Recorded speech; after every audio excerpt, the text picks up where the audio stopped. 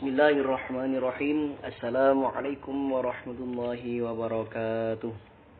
Alhamdulillahirabbil alamin. Assalatu wassalamu ala asyrafil anbiya wal mursalin wa ala alihi wa sahbihi ajma'in. Anak-anakku kelas 5 yang Ustadz sayangi, terutama kelas 5B.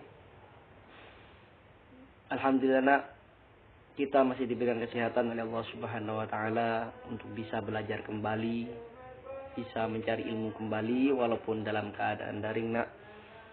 Ya mudah-mudahan hari Senin kita sudah betul-betul bisa masuk seperti biasa ya. Namun tidak merasangi semangat kita dalam belajar, tetap kita harus semangat dalam keadaan apapun dan kondisi apapun. Baik anak-anakku, Ustadz pada kesempatan kali ini akan melanjutkan materi kita pada materi sebelumnya. Kemarin Ustadz sudah berikan tematik tentang darah, bagian-bagian darah dan fungsinya. Nah, pada kali ini kita akan melanjutkan materi kita, yaitu tetap materi IPA, tema 5D, subtema 2, part 2. Lanjutan dari yang kemarin. Halaman berapa Ustadz? Halaman 65. Kini aku tahu. Silakan anak-anak, bukunya dibuka halaman 65. Ustadz jelaskan secara singkat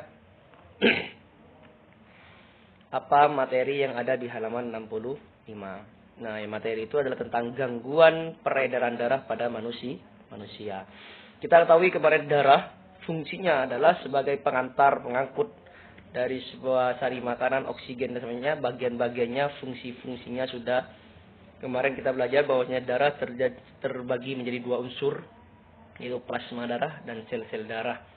Sel-sel darah terbagi menjadi 3, sel darah merah, sel darah putih, dan keping darah. Ustaz harap tugas yang kemarin sudah selesai dan kalian paham apa yang Ustaz jelaskan pada pertemuan kemarin. Baik, hari ini kita akan bahas tentang gangguan peredaran darah pada manusia. Ibaratkan seperti ini nak, selang pipa ketika digunakan terus-menerus, maka di dalamnya akan tumbuh lumut, nak. Akan tumbuh lumut. Karena yang masuk ke dalam pipa tersebut bukan hanya air bersih saja.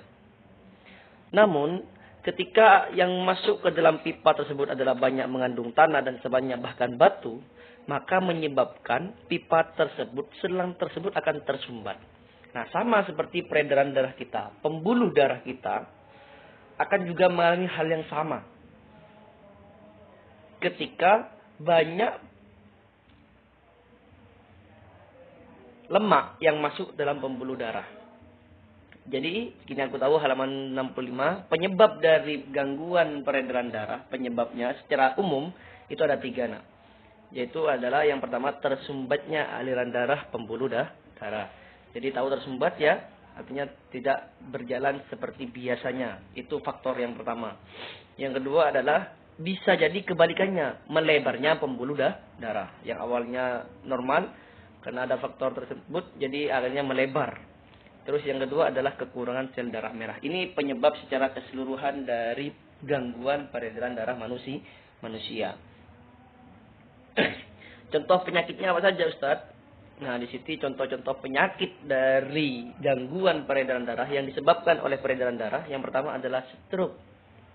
Stroke ini adalah faktor penyebab utamanya adalah tersumbatnya aliran darah pada pembuluh darah di bagian otak.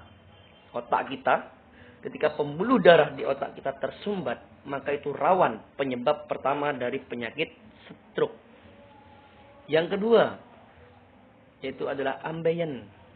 Ambeien itu adalah, kalau tadi stroke itu adalah akibatnya tersumbatnya, namun kalau ambeien adalah pelebaran pembuluh darah, ya, pelebaran dari pembuluh darah yang terjadi pada anus, ya, ambeien atau wasir ya.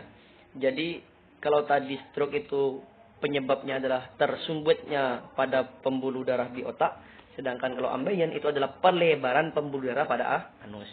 Terus yang selanjutnya adalah anemia.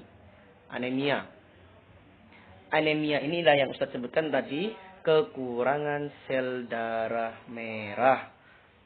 maka itulah disebut dengan anemia.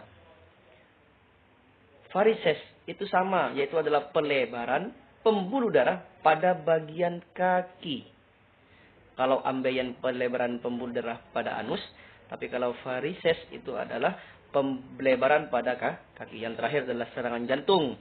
Serangan jantung sama seperti stroke, yaitu kalau stroke tersumbatnya pada bagian otak, kalau serangan jantung berarti tersumbatnya peredaran darah pada organ jantung. Coba kita perhatikan anak panahnya, warna hijau muda atau toska ini warna hijau, stroke dan serangan jantung itu disebabkan karena tersumbatnya pembuluh darah. Sedangkan yang warna merah, ambeien dan varises itu disebabkan karena pelebaran pembuluh darah. Sedangkan kalau anemia itu karena kekurangan sel darah merah. Itulah penyebabnya. Paham ya? Jadi stroke itu tersumbatnya pada bagian otak. Kalau serangan jantung berarti tersumbatnya pembuluh darah di bagian jantung. Ambeien pelebaran pembuluh darah pada bagian anus. Sedangkan varises pelebaran pembuluh darah pada bagian kaki. Sedangkan kalau anemia yaitu adalah penyebabnya kekurangan sel darah merah. Kalau sel darah merah berarti kekurangan zat besi. Zat besi terdapat dalam mengkonsumsi makanan-makanan yang punya vitamin. Ya. Itu cara mengatasi anemia.